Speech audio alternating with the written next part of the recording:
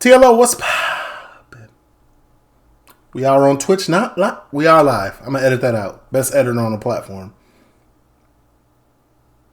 Leave a like, comment, subscribe, turn on your post notification bells. Let's continue to grow the family from Chicago to the UK. Right behind me, you see a little warning screen. We won't need it. I'll just be putting it up sometime. Twitch.com is where you can catch a live stream. Usernames at the bottom of the screen.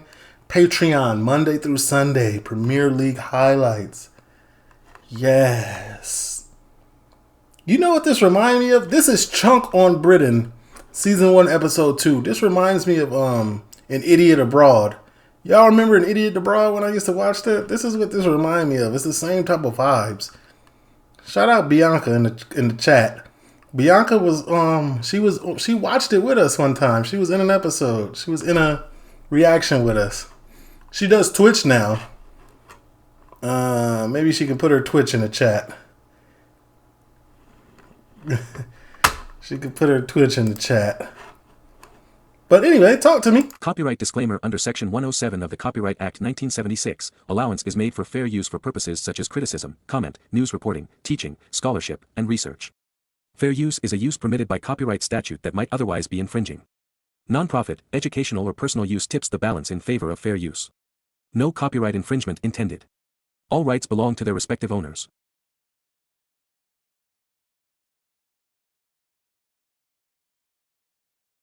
Yeah, and YouTube, I will put her Twitch in the description down below. Talk to me. Oh, Cunk on Britain, my bad. Last week, we discovered how God invented Britain, who the Romans were, and why we went to war with the Roses. But that was just the beginning. By the time the Wars of the Roses ended, Britain was literally on the map, somewhere near the top, showing how important it was. The British had a firm It's not how a map works. grasp of the solid parts of the country, like this rock. But there was a load of stuff around the edges that wouldn't do as it was told. It was wet, it was full of fish, and it wouldn't make up its mind how close to the rock it wanted to be. Back in the day, Britain did have the most elite navy force. In this episode, I'll discover how Britain came to rule the waves and There it invent the is. empire. It's a story about events beyond Britain's coastline, so I'll be using the C word a lot. Sea. Is it a sea or ocean? There is a sea over there, but... Okay. Episode 2, The Empire Strikes Back. This is Hampton Court Palace, a building so impressive it has to be accompanied by harpsichord music. These days, Hampton Court is open 10 till 4:30 in the winter, 10 till 6 in the summer, with last entry to the maze 45 minutes before closing. Prices start at £18.40 per adult and £9.20 per child. A family ticket will set you back at least £32.30, unless you're buying that ticket in the 15th century and your family name is Tudor. But what do we mean by the word Tudor? Did anybody in the comments let me know if these people knew she was coming and knew what she was actually on? Like, because Buddy is in a whole seat fully prepared to answer mind-engaging questions. Let's ask an expert. What do we mean by the word Tudor? The word Tudor is quite controversial because the Tudors at the time didn't call themselves Tudor. Tudor is the family name, the Welsh family name of the ancestors on the father's side of King Henry VII, but the only person who calls Henry VII Henry Tudor is Richard III when he's trying to stop him All right, he's waffling. becoming king, and he uses the name Tudor just to mean She looked this lost. is some random Welsh person rather than an appropriate person to replace me as king. So the Tudors don't use the name Tudor very much at all. Some people refer to it as being their family name later on. Sorry, I had that thing, you know, where your brain stops listening. If the Hey, imagine. Tudors were the Kardashians of their time, this was their Kim. Henry VIII, the kingiest king who ever kinged over Britain. If you had to draw a king, you'd definitely draw him, although maybe not as well as this, unless you're a 16th century portrait artist. It's pretty good. But what was so great about Henry VIII? Why is he the king we all still remember, unlike, say, Richard He looks sassy. V? Well, for one thing, he was fat, so he takes up more room in the memory. But Henry's also memorable for his chronic wife addiction. He had 6 wives, all called Catherine. He was a Catherineaholic, or Catholic for short. I can never understand people who get in those relationships with like multiple women. Like, do you understand how complicated one woman is? Like, for us men, we're very simplistic. And then we add a woman. Love them to death. Love them. But they're complicated. They're so complicated that they don't believe we're simple. 6 of them? Boy, you going, boy. He got through so many Catherines, he actually got bored of killing them and had to invent a new way of getting rid of them, called divorce. Oh, he invented divorce. The Pope hated divorce, so Henry decided to divorce him. He took back control, broke with Europe, and made up a new religion, which it turns out is easier to do than popes like to pretend. Henry created the Church of England, didn't he? Did he have to find a British pope? You didn't need to find a British pope. You could just have bishops. You can just use the bishops and people that you've got in there already. If you had to find a British pope now, who would you go for? You couldn't use the Archbishop of Canterbury. No, you have to have someone else. Someone from without the church. Yeah, like Matt Baker of The One Show. I don't think Matt Baker's a valuable choice. So you're Matt Baker off The One Show. He's not an obvious choice, you see, that's why I think he'd be good. But the more you think about it, the more it makes sense.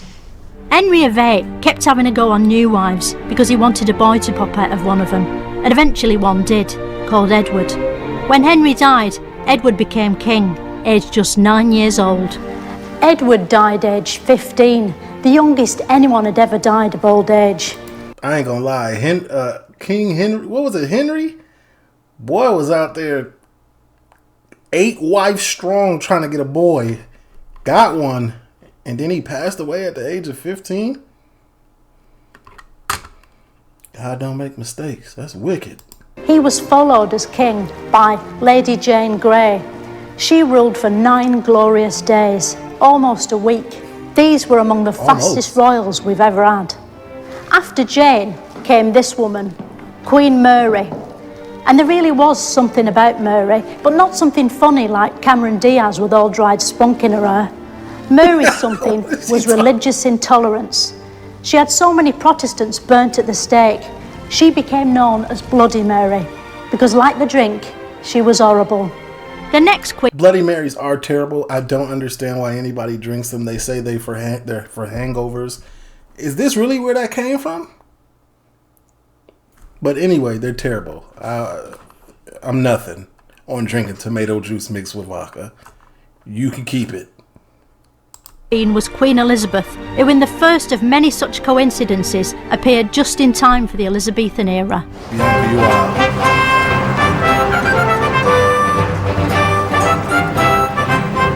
Queen Elizabeth I got a crown screwed on here in Westminster Abbey.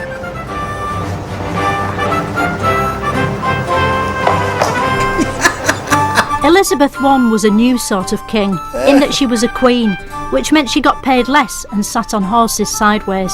To stop persecution, Elizabeth allowed her subjects to practice whatever religion they liked, as long as they pretended to be Church of England when asked, like middle-class people do when they want their kids to go to a posh school. During Elizabeth's reign... Yeah, I heard that. Did we hear that on this? No, we heard that on another reaction. People who even are atheists or not of the religion send their kids to like Christian and Catholic schools because those are the best schools in England. British culture flourished, especially the world of theatre, which is sadly still with us to this day. The greatest playwright of the age was Will.I.Am Shakespeare. It's often said if Shakespeare were alive today, he'd be sending his scripts to television and film companies. It wouldn't make them because they were so long and boring. But while audiences thrilled to the tedious drama of Shakespeare's terrible plays, some pioneering Britons were experiencing real drama by going out exploring. It was now the British got really into boats by getting into boats.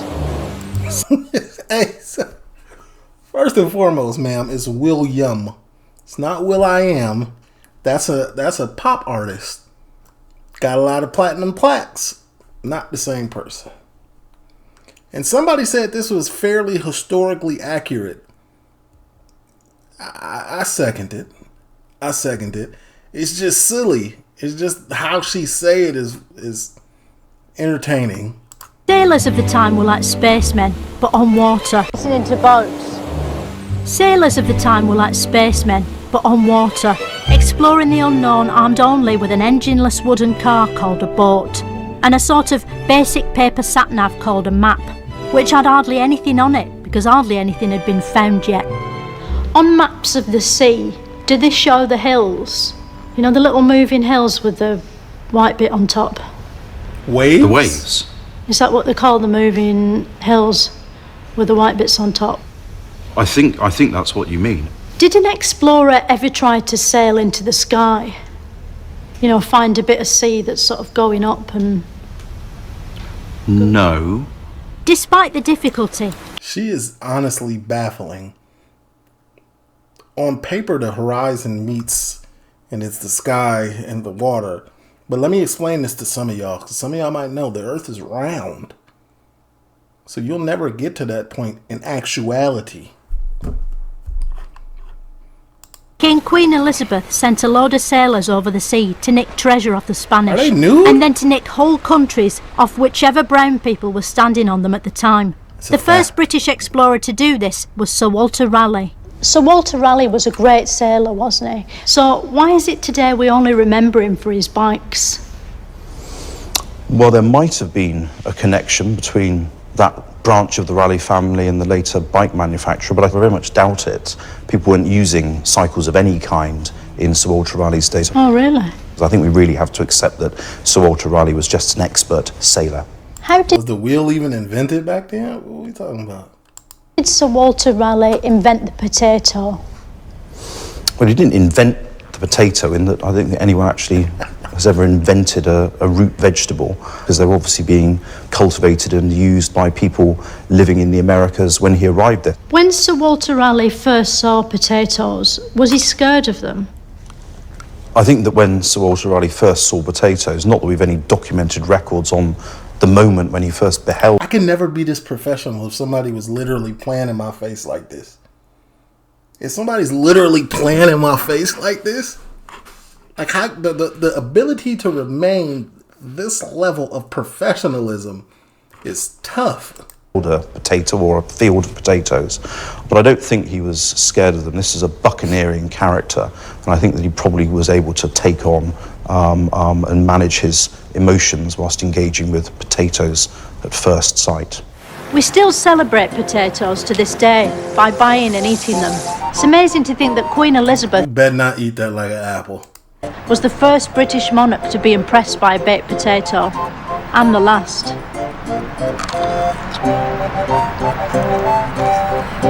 Damn, I know it's starchy. You gotta soak that. You gotta cut it and soak it. Oh my God. All you tasted was dirt first bite. Walter Raleigh was big news, but he wasn't quite as big news as Sir Francis Drake. This is Drake's ship, the Golden Hind, which is Tudor for horse of gold. It was in this ship Drake became the first person to circumcise the globe, which is probably why this sort of ship is called a clipper. Imagine...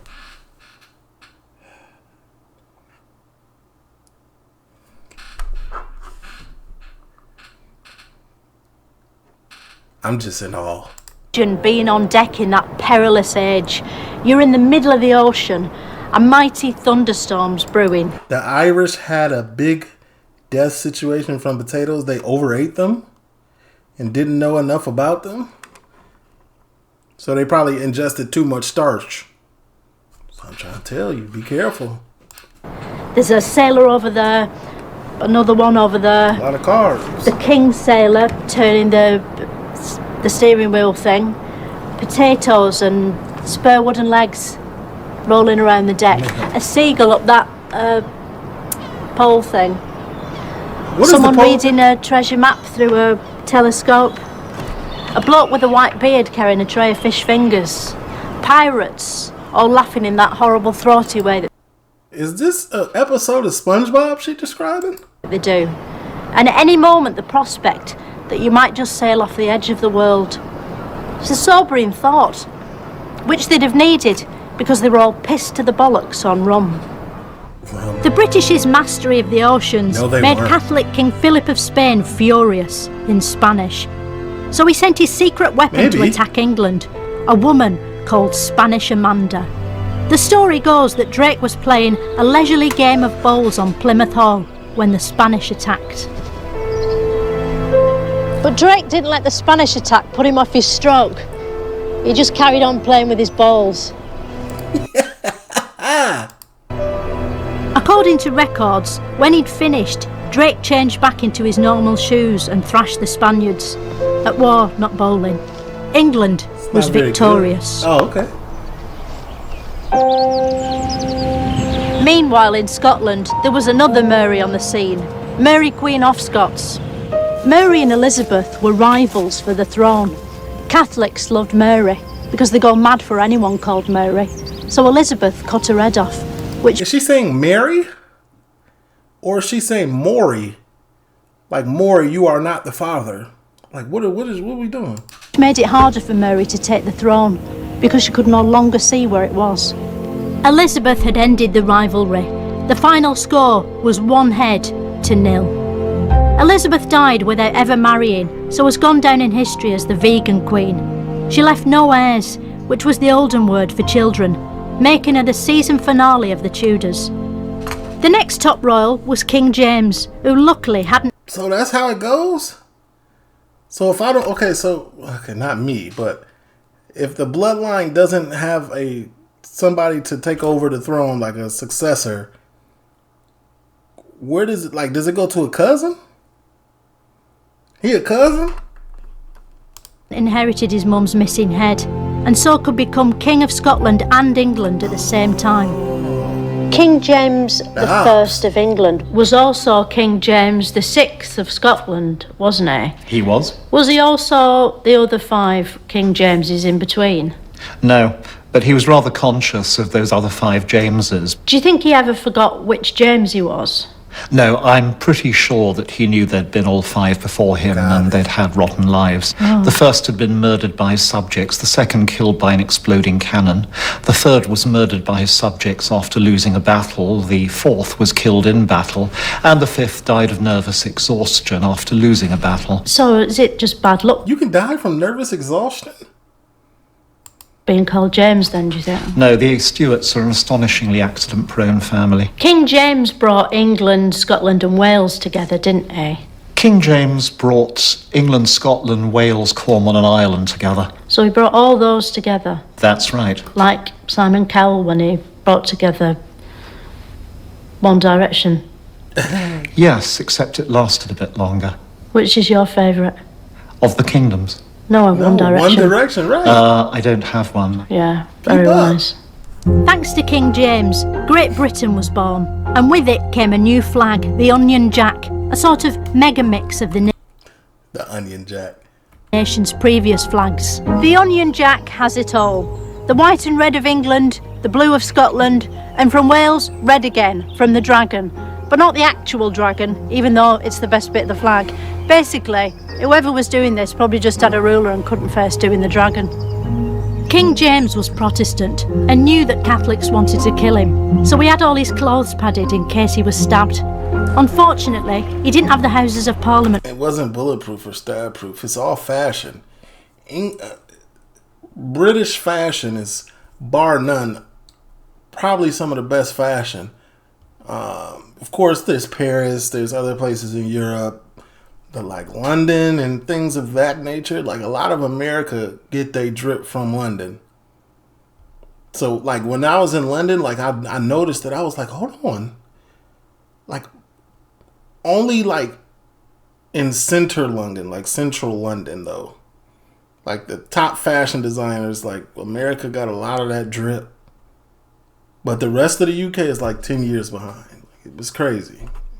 Padded, and that's where the Catholics chose to attack, using explosions. This photo from the time shows the gunpowder plotters in the hats and false beards they used to hide their identities. What they didn't know is that someone had written their names on the wall behind, which is why they all got caught. That's but not one why. man was about to cause even more explosive changes to Britain. Was that Harriet Tubman? Oliver Cromwell. Some of Cromwell's fellow Puritans had sailed away from Britain's shores, hoping to forge a new life of Spartan misery in the newfound land of America. But Cromwell stayed behind to fall out with King Charles I. He wanted Parliament dissolved, but nobody could find a glass big enough.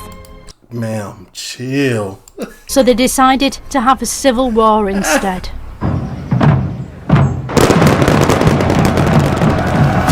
They called it a civil war because there was a swear jar and people apologised after killing each other, like in tennis.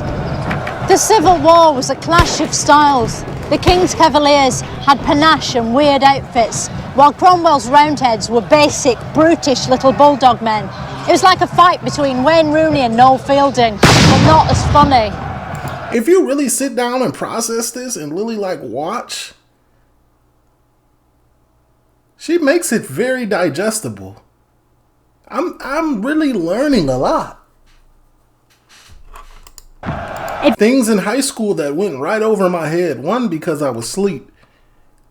2, because I was asleep. Eventually, after many reenactments just like this, the Roundheads won 1-0. Charles was caught in a big king net and executed here in Whitehall. A proud man to the last, he wore 2 shirts so no one could see him shiver, to preserve his regal dignity. And according to witnesses, it worked. His severed head rolled regally along the ground, pumping blood everywhere and getting covered in hay and dirt and dried up flecks of dignified fox shit. And no one mentioned the rest of him shivering at all. Under Cromwell, Britain became less fun than ever before, including when it was just wrong. Listen, y'all might think I'm joking when I said, is that Harriet Tubman? But at first glance, I'm going to double down on it. Listen, hold on. I'll show y'all. Hold on. It's very similar. It's striking. That's a striking resemblance. Cancel me if you want, but I'm just saying. Shout out to the estate. Under Cromwell, Britain became less fun than ever before, including... Come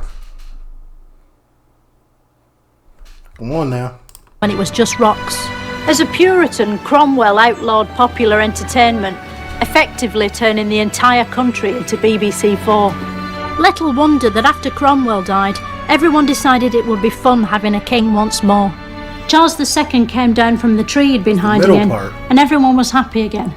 Until suddenly in 1665 the plague happened. Again. Why did they decide to have the plague twice? They didn't decide. More than anything, it must have just been boring. Well, they had many, many more times than twice. Did we get the plague because of the European free movement of rats and fleas and our inability to control our borders? It certainly looks as though the epidemic came to England by ship. Mm. So in that sense, yes, it's imported. They are immigrant rats and fleas. And they wouldn't integrate, except when they bit us. Wait. Oh, man. What year was this filmed? You know what? The Great Plague of London finally petered out in 1666. That's funny. Just in time for the Great Fire of London, which started here, in Pudding Lane. It was a hot, dry summer when a thatched wooden bakery full of highly combustible flour and flaming ovens inexplicably caught fire for some reason. How hot? Just like the one in Chicago. Fire of London. Could you stand in somewhere like Maidenhead and sort of warm your hands on it like that? You couldn't warm your hands, but you probably could see it. How many other cities did the Great Fire of London burn down? No other cities. It was the Great Fire of London, but lots of other places were affected. But how do we know no other cities burnt down? Because it would have burnt them down. Yes, but we know that London was burnt, even though it was burnt down. So we would have the same sorts of information about other places that didn't burn down. But there might have been another place burnt down that just burnt down completely, and now we don't know because it's not there because it was burnt down. Yeah. But then that wouldn't be part of the Great Fire of London, would it? No, it'd be outside, wouldn't it? Yes. So were there any others that burnt down? There don't seem to have been any other fires at the same time. Although we don't know because they burnt down. Well, that's one way of looking at it. Bro, they are too polite to her. We know a lot about the plague and the fire of London from the diaries of this man, Samuel Pepys. Samuel Pepys is probably the most famous diarist in the world, apart from Anne Frank, but no one knows what happened to her. We do know what happened to Pepys because he put it in his diary. Pepys was brave, wasn't he, writing his diary at the time of the Great Fire of London. You know, all that paper. He risked his life for us, really, didn't he? I don't think he risked his life for us. It was for... He wasn't in it, was he? For himself. If Pepys was alive today, do you think he'd be doing Snapchat? And it's best to say yes, because we're trying to attract younger viewers. Yes, I'm sure he would be. Yeah, definitely. Yes. Yeah.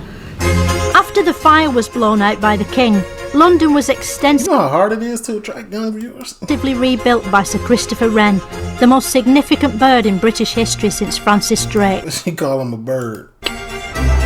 This is his finest achievement, St Paul's Cathedral, built on a site of spiritual significance near the Sainsbury's local and the restaurant where they do first dates. Is this the one where during the bombings in World War I, if it was still standing, they knew London was still standing and everything was okay? It's that, right? Or no? As well as being big, the cathedral was the first building in the world with a hat. It would get 10 out of 10 in Cathedral Review Monthly, if that magazine existed, which it doesn't. Meanwhile, London wasn't the only thing that was being burned. Witches were too. People genuinely believed witches were amongst them, their fear fueled by leaked photos like this. There wasn't a clear-cut way of telling whether someone was a witch if they weren't wearing their pointy hat. So Britain appointed its first and only Witchfinder General. Who was the Witchfinder General? The Witchfinder General was a young man called Matthew Hopkins. Matthew Hopkins? He went to my school. This is a different Matthew Hopkins, I hope. How do you know? He's an IT consultant now. Well, the Matthew Hopkins I'm talking about died 350 years ago. He went on a witch hunt which covered the whole of East Anglia and resulted in the death of about 100 women. Yeah. That seems a little excessive. Like, how do you... It's not the same. He might have just hated women. That's not cool. Matthew Hopkins. No. My Matthew Hopkins is going through a divorce. Well, I think that's pretty harrowing, but compared with stringing up aged women upon scaffolds and torturing them into confession, it's probably fairly minor. Yeah. That's what I'm saying. Like, if you're getting tortured and you're getting accused and you're getting tortured and they're telling you, oh, we'll stop if you just admit. Of course. All right, whatever you say. Everything in perspective. And then... perspective, doesn't it? That's the great thing about history. Probably fairly minor. Yeah. Puts everything in perspective, doesn't it? That's the great thing about history. Matthew Hopkins devised a method to test if a woman was a witch. Hopkins' method was absolutely foolproof. Here we go. Which was handy because it had to be done by village idiots. The accused woman was lowered into water. If they floated, they were a witch and were killed. If they drowned, they were innocent and could go on living a normal life underwater. Is this real? Is this real? Most people know how to float. If you take a deep breath in when you're lowered in the water, you're going to float. If you are calm and things of that nature. Oh my God. This was the method.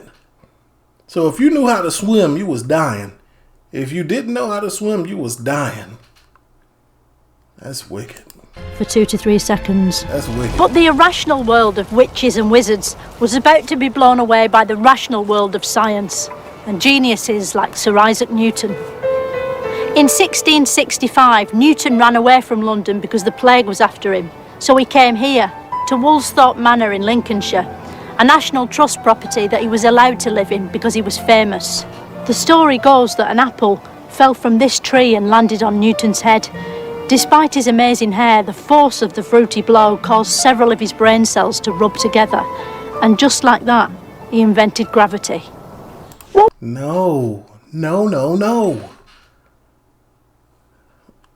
Oh my God, this make me think I'm a little smart. You know what I'm saying? I paid attention sometimes.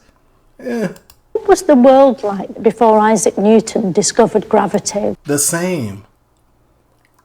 Didn't he just theorize it? Like, he figured it out that it was a thing? Oh my God. Was everything just floating up to the sky? Well, gravity was always there. So he just took the credit for it. Because he had come up with laws of motion and things like that, gravity was a major part of his understanding of the world. If gravity's real, as you seem to be claiming, how come it doesn't work on time? This is the first person that she got on her nerve. She got on her nerve, look. Gravity's real, as you seem to be claiming. That's the nerve she got on. How come it doesn't work on kites? In all things, there's a balance of forces. And so a kite stays in the air because of forces that are keeping the kite in the air. Would you say the best example of gravity today is the game show Tipping Point? Because without gravity, that wouldn't work, would it? For sure. But I wouldn't say it's the best example of gravity. There's way more exciting examples than that. She is sick of her. Well, there's flight. And there's walking on the moon. I thought you meant what's the best game show version of gravity? Oh. Deal or no deal?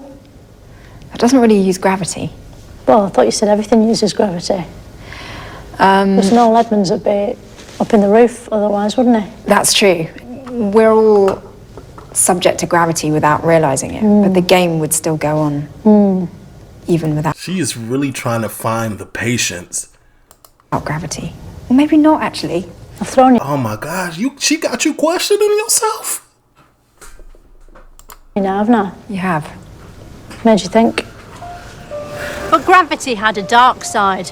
While everyone in Britain was busy thinking about why things fall, across the Atlantic, an entire nation was about to tumble, just like an apple, onto Britain's head.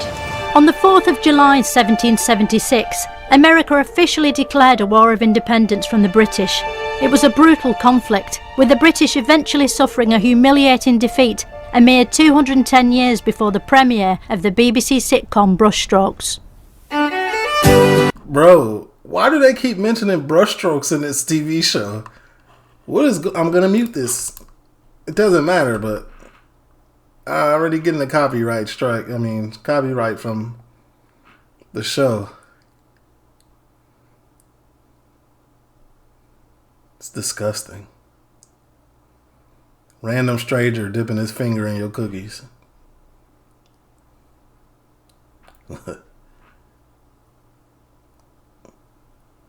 They play the whole intro. This is insane. America was a real knee in the balls for Britain. But fortunately for national pride, one great British hero was about to rise. Vice Admiral Viscount Lord Horatio Nelson. What was Lord Nelson all about? Why did his parents call him Horatio? I think they probably intended it to be pronounced Horatio. Oh, but Horatio. It just got mishmashed up and became Horatio. No, I think that most people still know him as Horatio Nelson. As well as being a sailor, Nelson found time to star in lots of old paintings, doing his weird signature pose. Why did Nelson always have one hand up his jumper? What was he doing up there? He'd lost most of his right arm, so it wasn't really trying to conceal his hand. He was actually missing an arm. Yeah. Oh, God. How do we know that that's true, though? Because, you know... The pictures. Rod Hull, he used to have his arm round an emu, didn't he? It might have just been that. He didn't have it blown off at all. He was just trying to make his story more interesting.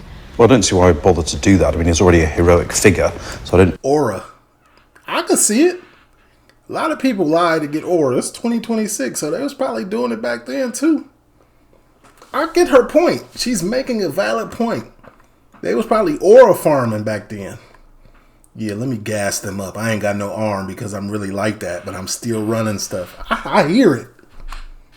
I don't think he needed to sort of feign, serious injury to if you like, so you say. Deepen his growing legend. So I think we can probably say that, unlike some things, this is true. Yeah, and the eye was true.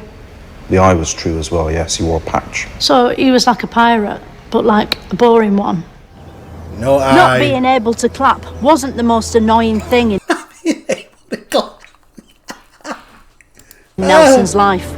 He had an arch enemy, the annoyingly similar French pirate Napoleon Cumberbatch. I'm crying a little bit. The fearsome French emperor had conquered most of Europe and was on the verge of having a conquer at Britain. But before he could, he had to have a battle of Trafalgar against Nelson. Is this where the